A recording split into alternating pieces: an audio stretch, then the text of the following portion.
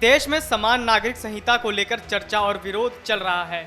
इसी बीच उत्तर प्रदेश के अल्पसंख्यक कल्याण एवं वक्फ मामलों के राज्य मंत्री दानिश अंसारी ने बयान दिया है।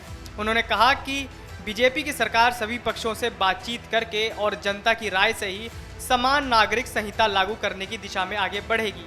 अंसारी ने बुधवार को समान नागरिक संहिता का मामला तूल पकड़ने से जुड़े एक सवाल पर कहा कि समाज के आगे बढ़ने के साथ चीजें भी बदलती हैं, मगर हमारे लिए जनता की राय सबसे महत्वपूर्ण है।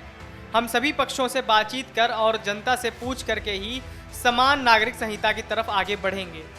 आपको बता दें कि दानिश अंसारी उत्तर प्रदेश सरकार में इकलौते मुस्लिम मंत्री हैं। उन्होंने आगे कहा कि हम जमीनी स्तर पर जाकर लोगों को, खासकर मुस्लिम समाज को समान नागरिक संहिता के बारे में बताएंगे।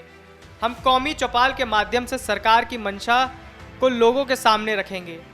गौरतलब है कि देश में मुसलमानों की प्रमुख संस्था all India Muslim personal law board ने समान नागरिक संहिता के विचार को अस्वीकार करते हुए इसके पक्ष में कही जा रही बातों की निंदा की है।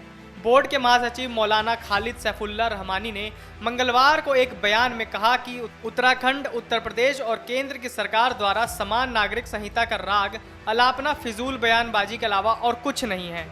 पिछले कुछ समय से देश में समान नागरिक संहिता का मुद्दा चर्चा में है।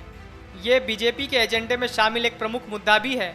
केंद्रीय गृह मंत्री अमित शाह ने गत 23 अप्रैल को भोपाल में भाजपा की एक बैठक के दौरान कहा था कि सीएए, राम मंदिर, अनुच्छेद 370 और 3 तलाक जैसे मुद्दों के फैसले हो गए हैं। अब समान नागरिक संहिता की बारी है, जिसे आने वाले कुछ वर्षों में हल कर दिया जाएगा। वहीं उत्तराखंड की नवगठित भाजपा सरकार ने 24 मार्च को अपनी पहली कैबिनेट बैठक में समान नागरिक संहिता का मसविदा तैयार करने के लिए समिति गठित करने के प्रस्ताव को मंजूरी दे दी थी। उसके बाद उत्तर प्रदेश के उप मुख्यमंत्री केशव प्रसाद मौर्य ने भी कहा था कि राज्य सरकार समान नागरिक संहिता को लेकर गंभीरता से विचार कर रही है। अंसारी ने कहा कि अल्पसंख्यकों, विशेषकर मुस्लिम समाज में भाजपा के प्रति लोगों का विश्वास बढ़ा है।